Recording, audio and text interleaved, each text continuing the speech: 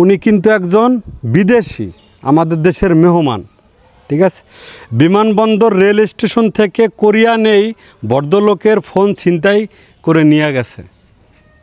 যাওয়ার পরে লোকটা কাগত বিনাতি কইরা স্টেশনে হাত জোর করে ফোনটা ভিক্ষা চাইতেছে।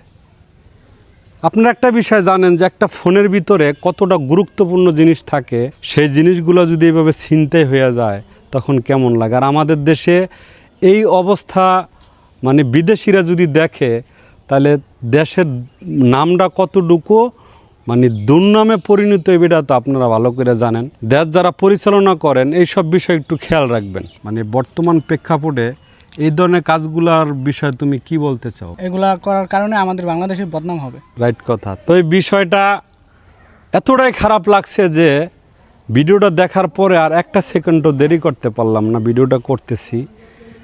যে আমাদের দেশে কোনো নিরাপত্তা নাই, দেশের কোনো মা বাবা নাই। আর যেই সন্তানদের মা বাবা না থাকে ওই সন্তান কখনো মানুষের মতো মানুষ হইতে পারে না। এটা আমার দিক থেকে আমি বললাম। বাকিটুকু আপনাদের মূল্যবান মতামত কমেন্টে জানাবেন। আজকের ভিডিওটি এই পর্যন্তই। সবাই ভালো থাকবেন, সুস্থ থাকবেন। আসসালামু আলাইকুম।